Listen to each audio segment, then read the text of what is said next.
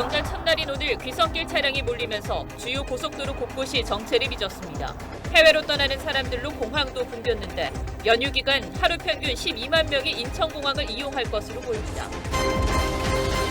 검찰이 대장동 민간업자들을 이해충돌방지법 위반 혐의로 기소한 공소장에는 이재명 대표가 144차례 언급됐습니다. 검찰은 이 대표가 김만배 씨 지분의 절반을 받는 계획을 보고받고 승인했다고 적시했습니다.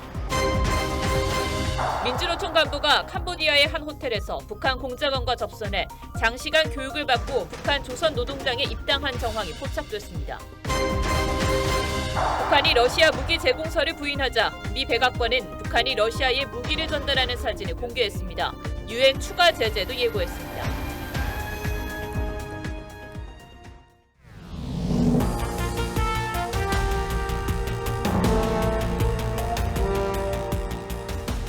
시청자 여러분 안녕하십니까? 뉴스7의 김명우입니다.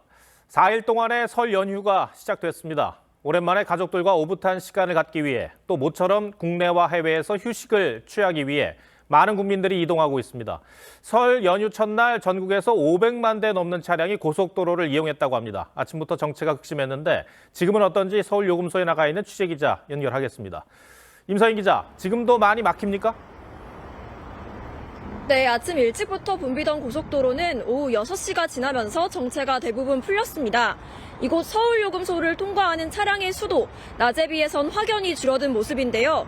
차량 행렬은 여전히 이어지고 있습니다. 서해안고속도로와 영동고속도로의 흐름은 원활한 반면 경부고속도로 하행선 청주 부근에선 차들이 제속도를 내지 못하고 있습니다. 지금 서울요금소를 출발하면 부산까지는 4시간 30분, 목포 3시간 40분, 대구 3시간 30분, 강릉 2시간 40분, 대전까지는 1시간 40분이 걸릴 것으로 보입니다. 한국도로공사는 설 연휴 첫날인 오늘 515만 대의 차량이 전국 고속도로를 이용할 것으로 예측했는데요. 오전 한때 서울에서 부산까지 8시간 40분이 걸리는 등 극심한 정체가 빚어졌습니다. 중간중간에 막히긴 하더라고요. 아무래도 힘들 것 같긴 한데 거리두기 해제 후 맞는 첫 설 연휴에 고속도로 휴게소는 귀성객들로 붐볐는데요. 갈 길이 멀어도 휴게소에서 제대로 먹지도 못하고 이제 가는데 사람 구경도 하고 맛있는 것도 먹고. 설 당일인 내일은 귀성과 귀경이 교차하며 이번 연휴 가장 많은 612만 대의 차량이 고속도로를 이용할 것으로 예상됩니다. 서울요금소에서 TV조선 임서인입니다. 어제 이어 오늘도 인천공항은 해외 여행객으로 붐비고 있습니다. 이번 연휴 기간 동안 인천공항 이용객은 60만 명이 넘는다고 하는데 지난해 설 명절보다 12배 많은 사람이 해외로 나가는 겁니다. 인천공항에 나가 있는 취재기자 연결하겠습니다. 노도일 기자, 연휴 기간 가운데 오늘이 공항 이용객 수가 가장 많다고요? 네, 인천공항에서는 오늘 하루에만 7만여 명이 출국합니다. 오늘 아침부터 출국장에 긴 줄이 늘어설 정도로 북적였는데요. 지금은 저녁부터 승객들이 줄어들기 시작해 이전보다는 다소 해소된 상태입니다. 인천공항 이용객 대부분은 가족 등 해외 여행객들이었습니다. 그동안 코로나19 여파로 해외여행을 포기했다가 이번 설 명절 연휴를 이용해 오랜만에 여행에 나서기도 했습니다. 인천공항에는 오늘 하루 13만 천여 명이 찾아 이번 연휴 가운데 이용객이 가장 많은 것으로 집계됐습니다. 연휴 기간 동안 인천공항 이용객은 하루 평균 12만 명으로 모두 61만 명에 이르고 지난해 설 연휴와 비교하면 12배가 많습니다. 김포공항 등 전국 15개 공항에서 설 연휴 기간 37만 명이 출국하고 해외 입국자와 국내선까지 포함하면 171만 명에 이를 것으로 보입니다. 지난해 일본 무비자 관광 재개 등 국제선 운행이 재개되면서 해외 여행객이 크게 늘어난 것으로 풀이됩니다. 해외 여행객이 몰리자 공항공사는 임시항공편 107편을 추가 투입했습니다.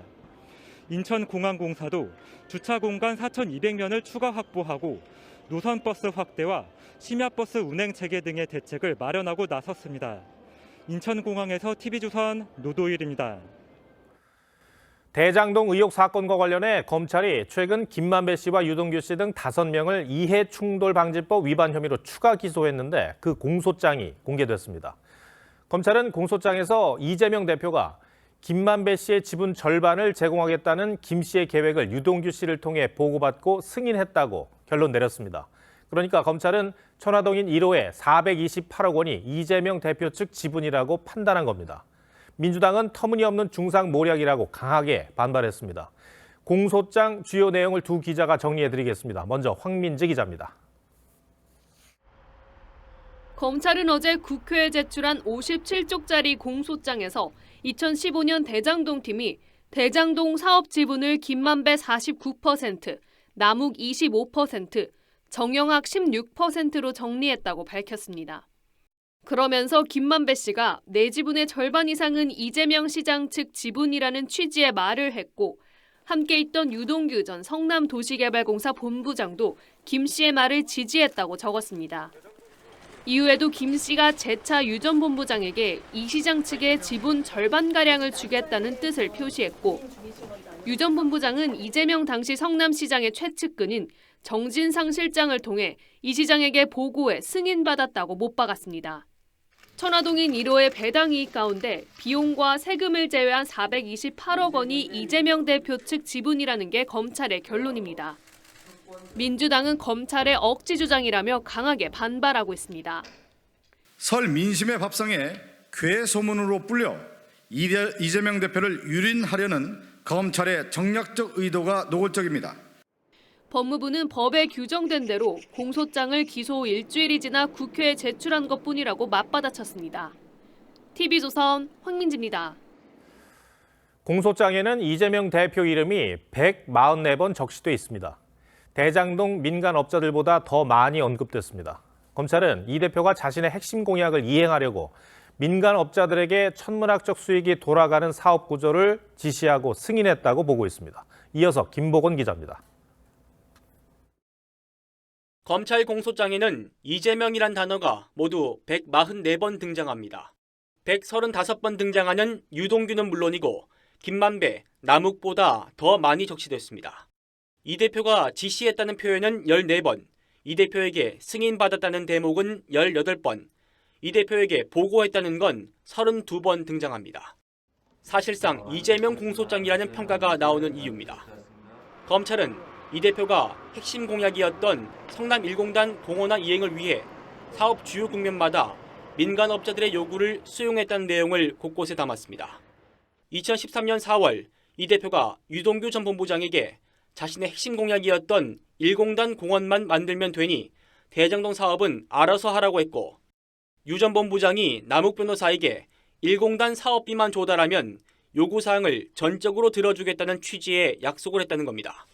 또 이 대표는 민간업자들이 요구한 1공단과 대장동 분리개발과 대장동 용적률 조정 등도 지시했다고 적시했습니다. 사실 이 설계는 제가 한 겁니다. 제가 아까 말씀드린 대로 이렇게 설계해라. 검찰은 성남도시개발공사 관계자들이 결제 라인을 무시하고 이 대표에게 직접 보고하고 결제받은 점도 문제라고 봤습니다. TV조선 김보건입니다.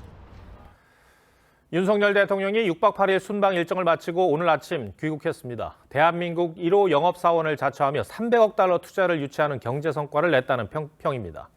그러나 이란을 적으로 지칭한 발언 논란과 나경원 전 의원을 둘러싼 공방이 순방 내내 발목을 잡았습니다. 김정우 기자가 보도합니다. 윤석열 대통령이 김건희 여사와 손을 잡고 내려와 밝은 표정으로 인사를 나눕니다. 6박 8일 새해 첫 순방을 마친 윤 대통령은 모든 일정의 중심을 경제에 두고 우리 경제인들과 함께 뛰었다고 했습니다. 아랍에미리트 전투기의 국빈 호위 비행 속 시작된 순방은 300억 달러 투자 유치로 방점을 찍었고 바라카 원전 현장에선 추가 원전 수주 가능성도 거론됐습니다. 유해의 투자와 한국의 첨단 산업 역량이 시너지를 이루어서 스위스로 옮겨간 윤 대통령은 글로벌 기업 CEO들에게 대한민국 1호 영업사원을 자처했습니다. 여기 한국 시장도 열려 있고 제 사무실도 열려 있으니 언제든지 찾아주시기를. 다보스 포럼 특별연설까지 이어진 윤 대통령의 순방을 미국 CNN은 회오리 바람처럼 몰아친 한 주라고 평가했습니다. 하지만 아크 부대에서 나온 이란 관련 발언이 구설에 올랐습니다. UAE의 적은 가장 위협적인 국가는 이란이고 우리의 적은 북한입니다. 국내에선 나경원 전 의원을 둘러싼 정치 공방이 순방 기간 내내 발목을 잡았습니다. 산적한 정치 외교 현안 속 설 명절을 맞은 윤 대통령 부부는 국민에 감사 인사를 전했습니다. 소외된 이웃들을 더 따뜻하게 보듬어 나갈 수 있는 명절이 되기를 바랍니다. 윤 대통령은 설 연휴 기간을 가족들과 보내면서 경제 위기 극복과 개혁 추진 동력 확보를 위한 전국 구상에 집중한다는 계획입니다. TV조선 김종호입니다. 더불어민주당 이재명 대표가 오늘 권리당원에게 문자를 보내 포갑, 말살 같은 강한 어조로 정부를 비판하며 힘을 모아달라고 호소했습니다. 당 지지율 하락과 비명계 세력화 움직임에 강성 지지층을 향한 메시지라는 관측입니다. 정민진 기자가 보도합니다. 존경하는 국민 여러분, 이재명 민주당 대표가 권리당원들에게 보낸 설 인사 문자 메시지입니다. 설입니다. 정부가 포갑적인 야당 말살에 주력하고 있다며 하나된 힘으로 야당 탄압에 결연히 맞서겠다고 했습니다. 또 힘을 모아달라며 문재인 전 대통령과 함께 찍은 사진을 첨부했습니다. 이 대표는 민주당 의원 168명과 원외위원장에게도 일일이 전화를 돌렸는데 올해도 참 어려운 한 해가 되겠지만 하나된 마음으로 잘 가보자. 당 지지율 하락과 비명계 반발로 인해 내부 단속에 나섰다는 분석이 나옵니다. 실제로 민주당 지지율은 검찰이 이 대표에게 소환을 통보한 직후 실시된 여론조사에서 전주보다 2%포인트 하락하며 국민의힘에 역전됐습니다. 또 이 대표의 팬덤 정치와 사당화의 비판 목소리를 내온 비명계 모임에 친문계와 586 운동권 출신 의원들이 합류했고 지난 18일 친문계 의원과 문재인 정부 인사들이 모여 싱크탱크를 발족했습니다. 충청권의 한 재선 의원은 당대표 사법 리스크뿐만 아니라 민심 리스크가 커지는 상황이라 플랜 B를 모색할 수밖에 없다고 했고 수도권 재선 의원도 지역에선 다수 의석을 가지고도 당대표 방탄만 한다며 실망이 크다고 전했습니다. TV조선 정민진입니다. 네, 민주노총의 이른바 간첩단 의혹과 관련한 단독 보도 이어가겠습니다. 국가보안법 위반 혐의로 수사를 받고 있는 민주노총 간부가 캄보디아의 한 호텔에서 북한 조선노동당에 입당한 정황이 포착됐습니다. 같은 곳에서 다른 전현직 민주노총 간부들도 장시간 공작 교육을 받은 것으로 보입니다. 이채현 기자가 취재했습니다. 민주노총 조직국장 A씨는 2016년부터 캄보디아와 베트남, 중국 등에서 최소 5차례 북한 공작원을 접선했습니다. 특히 2017년 9월엔 캄보디아 프놈펜의 P호텔 객실에서 북한 공작원 3명과 11시간을 보냈는데 북한에서 영웅칭호까지 받은 공작원 리광진과 김일진, 신원 미상의 40대 공작원이었습니다. 방첩당국은 이때 A씨가 조선노동당 입당식을 하고 장시간 교육을 받은 것으로 추정하고 있습니다. 대공 분야의 정통한 관계자는 북한에 방문하지 않고도 해외에 나온 공작원을 통해 조선노동당에 입당하는 방식의 화선 입당을 진행한 것으로 보인다며 충성 맹세문 작성, 교신과 사상교육으로 인해 시간이 많이 소요된 것으로 보인다고 전했습니다. 이후 다음 날 같은 호텔 같은 방에서 보건노조 간부 B씨가 8시간 교육을 받았고 금속노조 간부 출신 C씨도 그 다음 날 같은 공작원들과 만났습니다. 이 자리에 나온 북한 공작원 리광진은 지난 2021년 붙잡힌 청주 간첩단 사건에서도 김일성의 세기와 더불어 김정일의 주체 사상에 대하여를 기본 교재로 공작원 교육을 했다고 공소장에 나와 있습니다. TV조선 이채연입니다. 네, 9일 뒤면 실내 마스크 착용이 의무에서 권고로 바뀌죠. 하지만 여전히 마스크를 써야 하는 곳도 있습니다. 취약시설이나 대중교통의 경우가 그렇습니다. 썼다 벗었다 다소 헷갈릴 것 같죠. 윤수영 기자가 쉽게 정리했습니다. 승강장에서 기다리는 사람들도 지하철을 탄 사람들도 모두 마스크를 착용하고 있습니다. 오는 30일부터 실내 마스크가 해제돼도 지하철 같은 대중교통에선 여전히 마스크를 써야 합니다. 다만 승강장은 예외입니다. 기차역이나 공항에서도 마찬가지입니다. 즉 대중교통을 기다리는 장소에선 마스크를 벗어도 되지만 택시와 통학버스를 포함한 대중교통 안으로 들어서면 다시 마스크를 써야 하는 겁니다. 의료기관과 약국, 감염 취약시설, 대중교통에서의 착용 의무는 당분간 유지합니다. 병원과 약국, 감염 취약시설에서도 마스크 의무가 유지되는데 복지관과 경로당, 유치원과 학교는 취약시설로 분류되지 않았습니다. 영유아와 어린이는 중증 위험이 상대적으로 낮은 점을 고려한 겁니다. 다만 정부는 마스크 해제가 더 이상 마스크가 필요 없다는 뜻은 아니라고 강조합니다. 의무 조정이 시행되더라도 마스크 착용은 스스로를 보호하는 가장 기본적인 수단인 점에는 변함이 없습니다. 특히 3년 만에 노마스크 수업을 준비하는 교육 현장에선 기대와 우려가 교차하고 있습니다. 교육부는 오는 27일까지 비말이 퍼질 수 있는 합창이나 체육 수업 등에 마스크 착용을 어떻게 적용할지 구체적인 지침을 안내할 계획입니다. TV조선 윤수영입니다. 참 우리를 끈질기게 괴롭혔던 코로나19 바이러스가 국내에 상륙한 지 어제로 딱 3년이 됐습니다. 대유행은 7차례 이어졌고 그 사이 국민의 70%는 감염됐습니다. 그래도 이제 실내에서 마스크를 벗을 준비를 하면서 그토록 기다리던 일상 회복이 정말 코앞입니다. 오늘의 포커스는 박재훈 기자가 팬데믹 3년에 맞췄습니다. 긴 팬데믹 터널의 시작은 2020년 1월 20일이었습니다.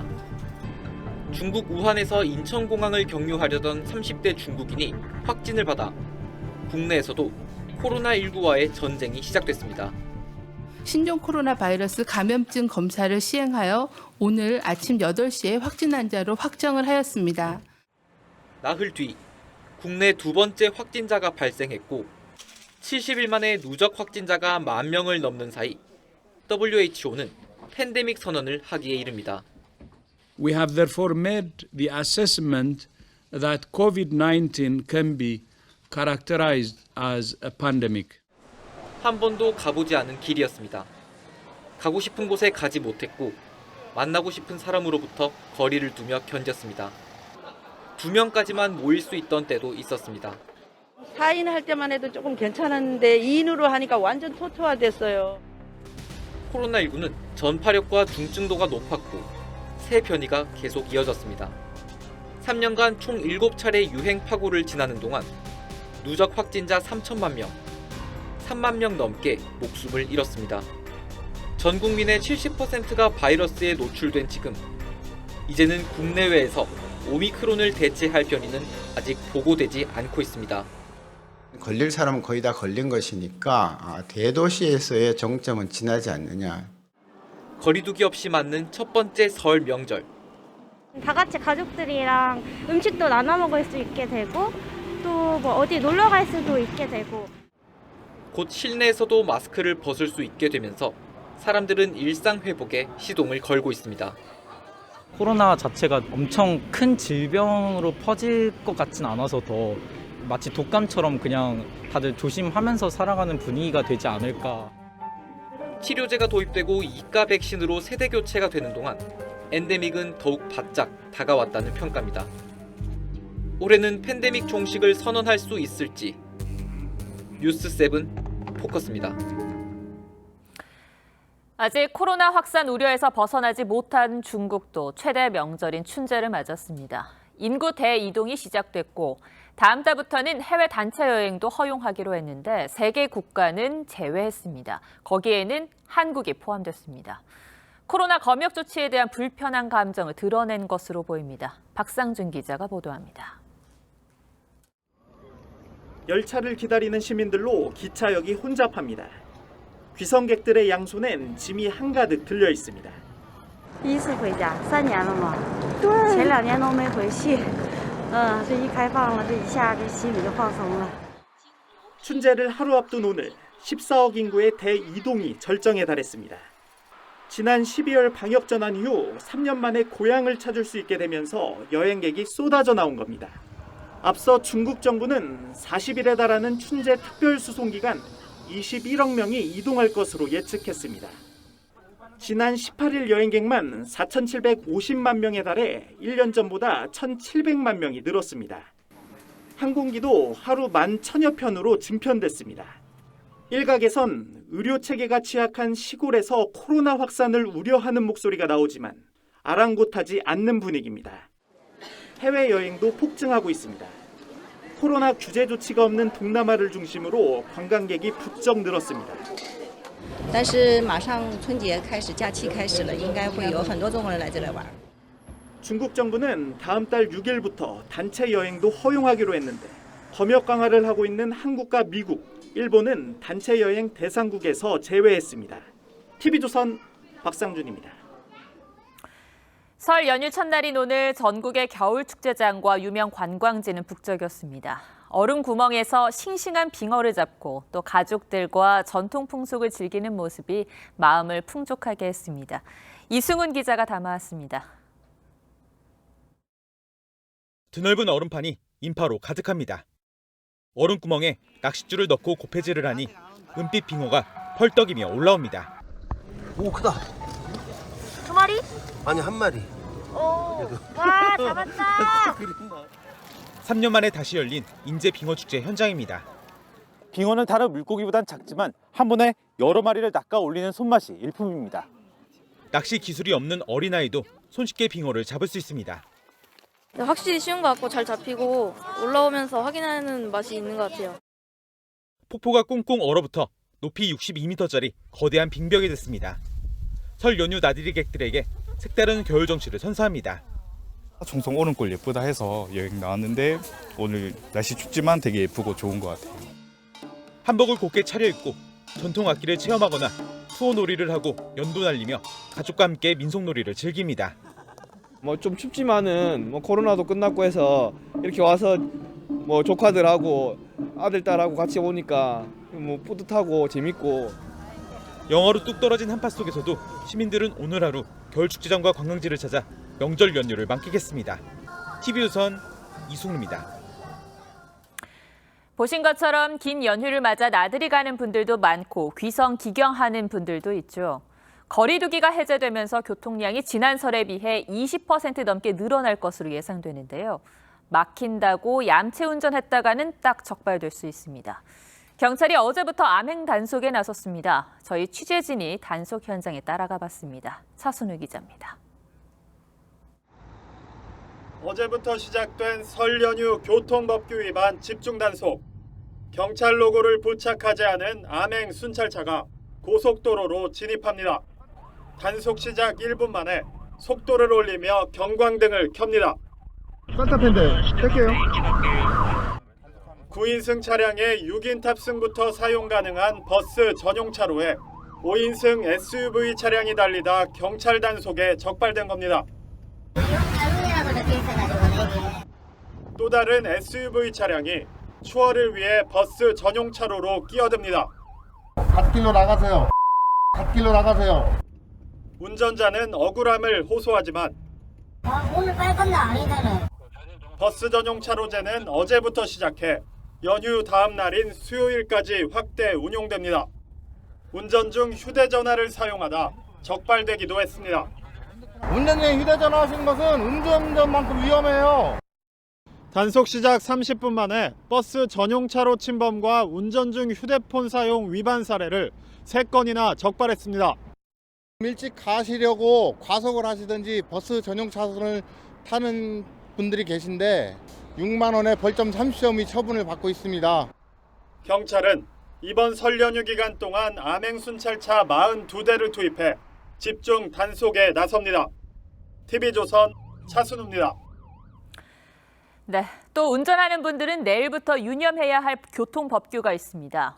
보행자가 있든 없든 우회전을 하려면 반드시 멈춰야 하고 특히 우회전 신호등이 있는 교차로에서 빨간불일 때 우회전을 하면 최대 20만 원의 벌금이 부과됩니다. 달라지는 규정을 서영일 기자가 설명하겠습니다. 서울 동작구의 한 교차로. 빨간불이 켜진 우회전 신호에 맞춰 차량들이 줄지어 서 있습니다. 보행자들은 걱정 없이 횡단보도를 건널 수 있게 됐다며 환영합니다. 우회전을 이렇게 잘못해서 사고가 나는 일이 좀 종종 있잖아요. 보행자 입장에서는 안전해지죠. 이처럼 우회전 화살표 신호등이 있는 곳에서 빨간불인데도 우회전을 할 경우 최대 20만 원의 벌금이 부과됩니다. 우회전 신호가 없는 곳에서도 기존에는 보행자가 있을 때만 잠시 멈춰야 했지만 이제는 보행자 유무와 상관없이 일단 멈춰야 합니다. 하지만 일부 운전자들은 여전히 규정을 알지 못합니다. 이런 거를 몰라서 걸릴 수 있겠다라는 걱정은 많이 하시더라고요. 내일부터 법은 시행되지만 경찰은 3개월간의 계도 기간을 거쳐 단속 여부를 결정하겠다고 밝혔습니다. 경찰은 전국 15곳에 우회전 신호등을 설치해 시범 운영한 결과 우회전 신호등 설치 전 10%였던 일시정지율이 90% 가까이로 올랐다며 전국 곳곳에 우회전 신호등을 설치하기로 했습니다. TV조선 서영일입니다. 명절을 앞두고 농식품 원산지를 속여 파는 양심 없는 판매자들이 생각보다 많습니다. 이 소비자 입장에서는 믿고 살 수밖에 없죠. 어떻게 하면 속지 않고 잘 구별할 수 있는지 장윤정 기자가 설명해 드리겠습니다. 막바지 명절 준비에 나선 시민들로 전통시장이 북적입니다. 5,000원입니다. 5,000원. 소비자들이 지갑을 여는 명절 대목에는 상대적으로 가격이 싼 중국산 농산물이 국산으로 둔갑돼 팔리기도 합니다. 먹는 거 갖고 장난하는 사람들은 안 되겠죠. 이런 데서는 그래도 국내 최고의 재래시장이니까 믿고 사는 거죠. 국산이라 그러면. 국립농산물 품질관리원과 함께 설 제수용품의 원산지 구별법을 알아봤습니다. 대추와 곶감은 꼭지를 비교하면 구분이 가능한데 국산 대추는 대체로 꼭지가 남아있고 중국산 대추는 꼭지가 없고 과육 겉부분에 끈적끈적한 진액이 묻어있는 경우가 많습니다. 또 국산 곶감은 꼭지가 동그란 모양으로 중국산은 네모난 모양으로 손질돼 유통됩니다. 고사리는 밑동을 확인하면 쉽습니다. 국산 같은 경우에는 이제 손으로 뜯는 경우가 많고요. 중국산은 낫으로 이렇게 베는 경우가 많아요. 중국산은 매끄럽게 되어 있죠. 국산은 보면은 이렇게 손으로 뜯은 것처럼 절단면이 매끄럽지 못합니다. 껍질 흔적이 남아 얼룩덜룩한 채도라지는 중국산. 표면이 매끈하고 하얀 건 국내산일 확률이 높습니다. 찜갈비용 한우는 뼈가 손가락 한 마디 정도로 짧지만 수입산은 소 자체가 한우보다 커 뼈도 길고 큽니다. 다른 농식품들의 원산지 식별법은 농관원 홈페이지에서 품목별로 확인할 수 있습니다. TV조선 장윤정입니다. 요즘 먹고 싶은데 못 구할 음식은 없습니다. 어떤 신선식품도 집에 앉아서 받아볼 수 있습니다. 이 설 명절을 맞아 소비자들이 선호하는 먹거리를 살펴보니 지역별 특성과 차이는 여전했습니다. 반면 지역과 무관한 전국구 먹거리도 일부 있었습니다. 김충영 기자가 소개합니다. 서울의 한 대형마트. 명절을 앞두고 장보러 나온 손님들로 북적입니다. 이 대형마트의 지난해 수산물 매출을 점포별로 분석해보니 문어 판매 상위 10개 점포 중 5곳이 대구 경북일 정도로 이 지역에서 문어의 인기는 압도적입니다. 용주에서 맨날 큰일하고 하면은 문어를 많이 쓰더라고. 우리는 문어를 우리 사이가 좋아하기 때문에. 낙지 판매 10위안은 전라도권 점포가 3곳 포진했습니다. 경기도 점포도 4곳 포함됐는데 업계에선 호남 출신 소비자가 많기 때문으로 보고 있습니다. 어릴 때는 제사 때 같은데 낙지 호롱이라 해가지고 볏집에다 이렇게 감아가지고 그걸 쪄가지고요. 그럴 때 그렇게 많이 먹고 그쪽에서는 많이 나니까. 이면수어 매출 1, 2위는 강원 원주점과 춘천점입니다. 이면수어는 강원 충북권에서 즐겨 먹는 생선입니다.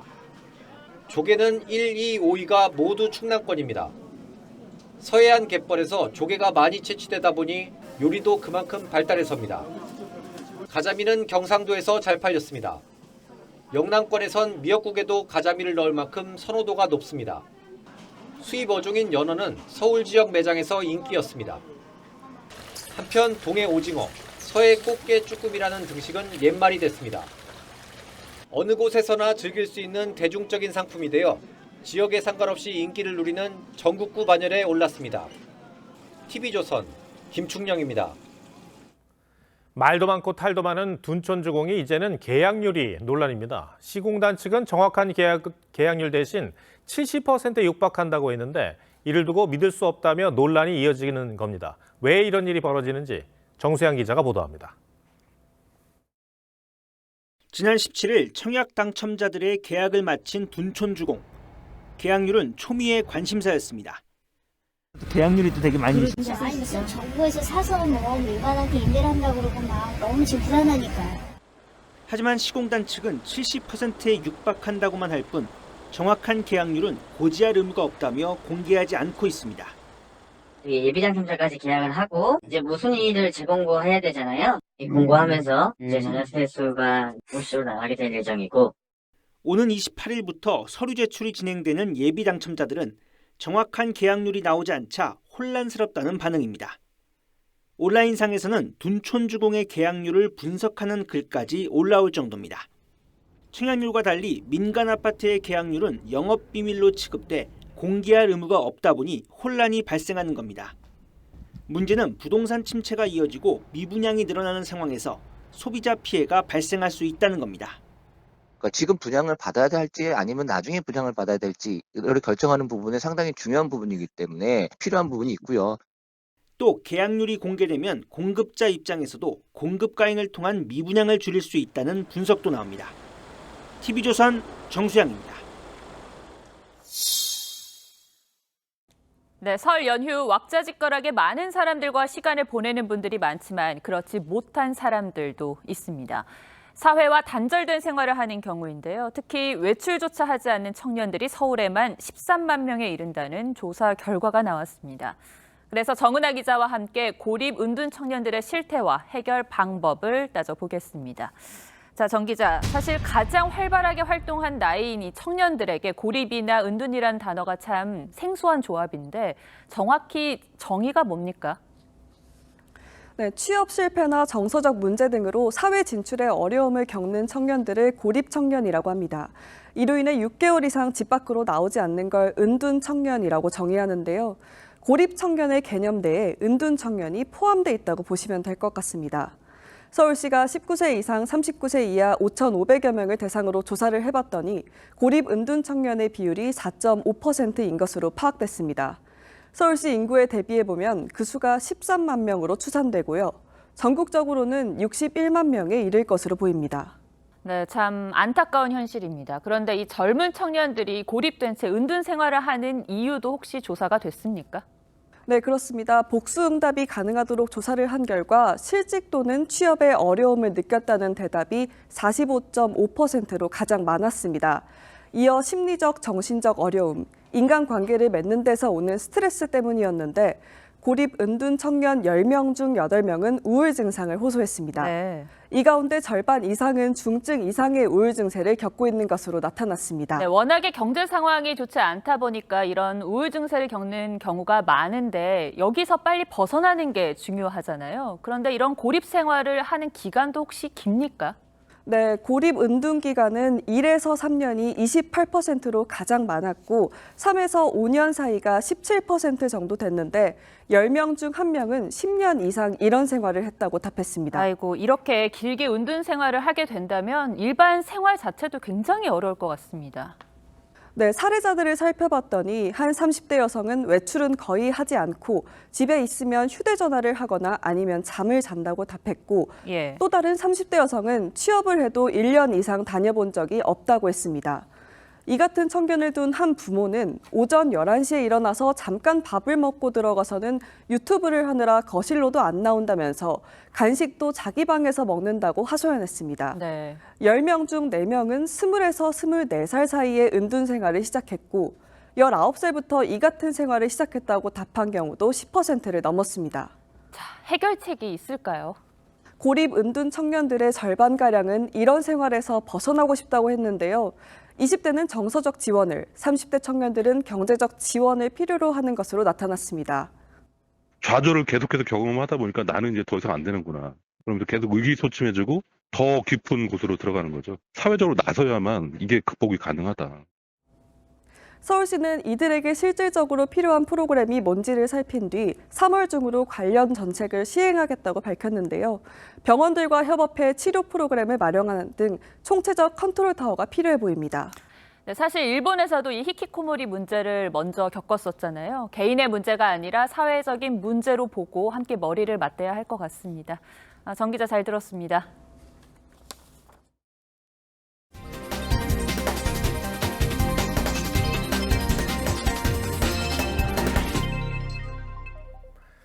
북한이 전쟁 중인 러시아에 무기를 전달하는 정황이 담긴 사진을 미국 백악관이 공개했습니다. 북한이 그동안 러시아 무기 제공서를 부인해오자 증거를 내놓은 겁니다. 미국은 유엔 안보리에서 결의 위반 문제를 다루겠다고 밝혔고 우리 정부도 예의주시하고 있습니다. 최원희 기자 리포트 전해드리고 뉴스야 이어가겠습니다. 미국 백악관이 공개한 위성 사진입니다. 지난해 11월 18일 러시아 열차가 북한으로 들어갔고 다음 날 컨테이너를 실은 뒤 러시아로 다시 돌아갔다는 겁니다. 백악관은 이 사진을 북한이 러시아 민간 군사기업 와그너 그룹에 보병용 로켓과 미사일을 넘긴 증거라고 제시했습니다. We do expect that it will continue to receive North Korean weapon systems. 지난해 미국은 북한이 러시아에 우크라이나 전쟁에 사용될 무기를 판매했다고 발표했지만 북한이 황당무계한 모략이라며 강하게 부인하자 작정하고 증거를 내놨습니다. 푸틴 대통령 최측근이 세운 와그너 그룹은 최근 격전지 솔레다르 전투를 주도하며 영향력이 커졌습니다. 미 당국은 푸틴이 와그너에 점점 더 의존하고 있다고 판단하고 있습니다.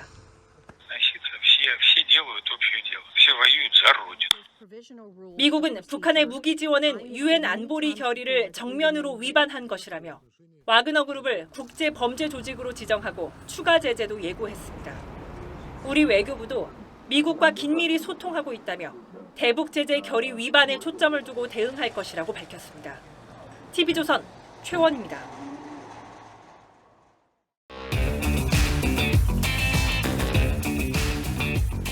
뉴스야 시작합니다. 정치부 김아림 기자 나와 있습니다. 첫 번째 물음표 볼까요? 네, 첫 번째 물음표는 문재인 정부 선택적 기억 상실입니다. 먼저 민주당 박홍근 원내대표의 발언 들어보시죠. 전 정부 산하기관 인사들을 먼지 털듯 탈탈 털더니 필연적으로 발생할 수밖에 없는 제도적 문제마저 정치 기소로 안가품하려는 윤석열식 정치 보복에 참으로 기가 막힙니다. 검찰이 이 전 정부가 임명한 공공기관장들에게 사직서를 강요한 혐의로 문재인 정부 인사 5명을 재판에 넘겼잖아요. 그 얘기를 하는 거죠. 네, 맞습니다. 민주당은 이를 정치 보복이라고 비판을 했는데요. 하지만 다들 기억하실 겁니다. 적폐청산을 기치로 내걸고 문체부 블랙리스트 사건으로 이명박, 박근혜 정권 관련 인사들을 직권 남용으로 처벌하기 시작한 건 문재인 정부였습니다. 당시 문재인 정부는 사람은 차별받지 않을 권리가 있다면서 국가폭력적인 블랙리스트 사태 재발을 막겠다고 강조했었습니다. 문재인 정부는 국가폭력인 블랙리스트 사태에 대해 깊이 성찰하고 자신들이 국가폭력으로 규정했던 행동을 스스로 해놓고 검찰의 칼날이 자신들을 향하자 정치 보복이라고 반발하고 있는 모양새라는 지적이 나옵니다. 그런데 이제 야당의 주장처럼 정치 보복으로 볼 여지는 없습니까? 이번 사안은요, 지난 2019년 당시 야당이었던 국민의힘 전신 자유한국당이 전 정권 인사들에 대한 부당한 사퇴 압박이 있었다고 고발한 데서 시작됐습니다. 지난해 대선이 끝난 뒤에야 검찰이 수사에 착수해서 10개월 만에 의혹들이 증거로 확인된 겁니다. 과거 정부와 비슷하거나 심지어 더 심했다는 지적도 나오는데요. 이번에 기소된 산업부는 2018년 한국 지역 난방공사 등 공공기관 3곳 임원으로 낙하산 인사를 내정한 뒤에 직무수행계획서를 써주고 예상 질문을 알려주기도 한 혐의를 받고 있고요. 통일부는 임기를 1년 남긴 관련 재단 이사장 사퇴를 종용한 혐의도 받습니다. 환경부 산하기관은요, 기존 임원들로부터 일괄 사표를 받기도 했고 이전 정부에서 임명된 연구기관장 10여 명도 임기를 채우지 못하고 그만뒀습니다. 그 당시에 촛불 정권이 들어섰는데 나가야 되지 않겠느냐라고 저한테 해서 저는 촛불 정신과 과학기술과는 관련성이 없는 것 같다. 임기 말에 전문성과 관계없는 인사를 공공기관에 알박기했다는 비판도 있었잖아요. 네, 맞습니다. 지금도 공공기관장 350개의 임원과 공공기관장, 3천여 명 가운데서요. 86%가 문재인 정부 인사입니다. 정부 임기를 3개월 앞 남기고 김재남 전 청와대 시민사회수석을 원자력안전재단 이사장으로, 정기환 전 대통령 직속 정책기획위원을 마사회 회장에 임명했습니다.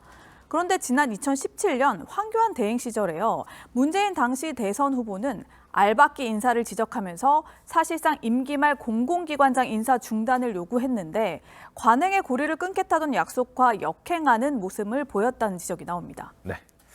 첫 번째 물음표 정리해 볼까요? 네, 첫 번째 물음표, 문재인 정부 선택적 기억 상실의 느낌표는 적폐청산의 부메랑으로 하겠습니다. 네. 이것이 정치 보복이라면 문재인 정부도 전 정권의 정치 보복을 했다는 걸 자인하는 셈이 될 겁니다. 또 자신들이 전 정부 인사를 강제로 몰아낸 건 정당했다고 주장하려면 문 정부 임기 말 알박기한 인사들을 물러나라고 설득하는 게 맞을 겁니다. 두 번째 물음표는 뭡니까? 네, 두 번째 물음표는 나경원 독이 든 사과입니다. 나경원 전 의원이 우여곡절 끝에 결국 윤석열 대통령에게 사과를 했어요. 그런데 그 사과에 독이 들어있다는 얘기입니까? 네, 먼저 나경원 전 의원의 발언 보고 오시죠. 네. 제가 이 대통령님께의 본의가 아니었다라고 말한 부분은 저의 불찰이었고 이 부분에 대해서는 사과드립니다. 일각에서는 당권 출마 뜻도 접는 게 아니냐 이런 관측이 나왔는데요. 나 전 의원 측은 출마 의지에는 변함이 없다고 선을 그었습니다. 대통령실은 공식 입장을 내진 않았지만 대통령실 핵심 관계자는 개인 입장을 전제로 저희와 통화해서요.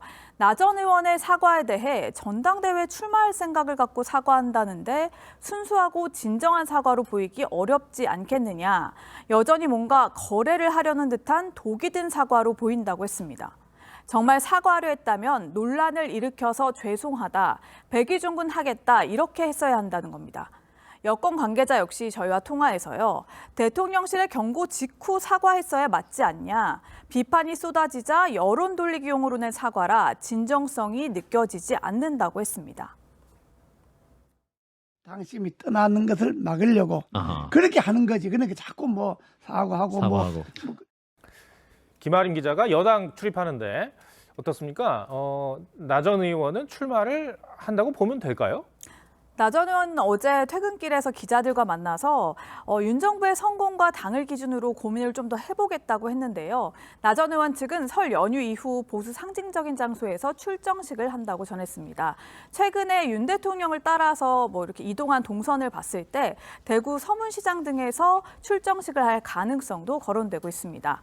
나 전 의원 입장에서는 출마했다가 당선 가능성이 높지 않은 경우 막판에 다른 후보를 지지하고 물러나면 지금 비윤 이미지로 남은 채 출마를 포기하는 것보다 낫다는 판단을 했을 가능성도 있습니다. 네.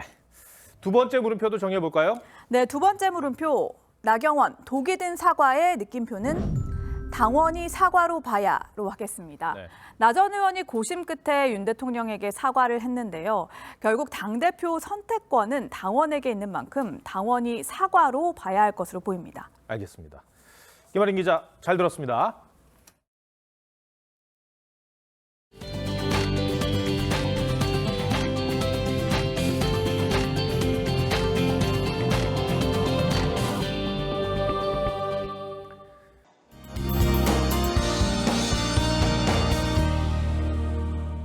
네, 이번 연휴에는 최신 기상 정보 잘 확인해 주셔야겠습니다. 날씨가 들쑥날쑥한데요. 우선 설날인 내일은 전국 대부분 지역에 눈이나 비 소식이 들어 있습니다. 수도권과 강원을 중심으로 1cm 미만의 눈이 살짝 지나겠고요. 모레 새벽까지 제주 산지에는 2에서 7cm가량의 눈이 내려 쌓이겠습니다. 또 전남과 경남으로는 5mm 미만의 비가 조금 내리겠는데요. 이 눈비가 얼면서 빙판길이나 살얼음이 많이 생길 것으로 보이니까요. 안전사고에 각별히 조심하시는 것이 좋겠습니다. 내일은 전국 하늘 흐리겠고 동해안과 경북 내륙을 중심으로는 대기가 건조하겠습니다. 또 당분간 동해안에는 너울성 파도가 강하게 밀려오겠는데요. 해안가 안전사고에 각별히 유의하시는 것이 좋겠습니다. 내일까지는 큰 추위 걱정 없겠습니다. 아침 기온 서울 영하 3도로 오늘보다 6도가량 높게 출발을 하겠고요. 낮 최고 기온은 서울 3도, 대전 5도, 부산 8도로 영상권을 보이겠습니다만 월요일 오후부터는 다시 찬바람이 강해지면서 연휴 마지막 날인 화요일 매서운 한파가 찾아오겠습니다. 서울 아침 기온 영하 17도까지 뚝 떨어지겠고요. 낮 기온도 영하 12도에 머물겠는데요. 옷차림 따뜻하게 하시고 건강 잘 챙기시기 바랍니다. 또 화요일에는 충남과 호남, 제주에도 많은 눈이 예보되어 있습니다. 피해 없도록 대비 잘해 주시기 바랍니다. 날씨였습니다. 민주당 이재명 대표가 설 명절을 앞두고 민생 행보로 서울 망원시장을 찾았습니다. 좁은 골목에 취재진뿐만 아니라 지지자들, 유튜버들이 대거 몰리면서 시장은 순식간에 아수라장이 됐습니다. 상인들은 한 개도 못 팔았다며 한탄을 하더군요. 지금 대목인데 국민들을 살리려면 이것만 이루어가지고 그렇게 하더라고. 민생을 챙긴다는 발걸음은 서민들에게 독이 됐는데 민생 법안 처리를 위해 문을 연 국회도 2주째 개점 휴업 상태입니다. 국회의장과 여당 원내대표가 해외 순방을 떠나 본회의는 한 번도 열리지 않았고 여야 의원 수십 명도 해외 출장을 가는 바람에 상임위는 제대로 작동하지 않았죠. 민생을 위한다는 구호와 행보가 누굴 위한 것인지 매번 헷갈립니다. 오늘도 시청해주셔서 고맙습니다.